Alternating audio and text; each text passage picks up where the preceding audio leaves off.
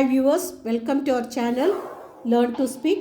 Today we are going to see different types of occupation. ನಮಸ್ತೆ ವೀಕ್ಷಕರೇ, learn to speak ನಮ್ಮ ಚಾನಲ್ಗೆ ಸ್ವಾಗತ. ನಾವು ಇಂದು ವಿವಿಧ ರೀತಿಯ ಉದ್ಯೋಗಗಳ ಬಗ್ಗೆ ತಿಳಿಯೋಣ.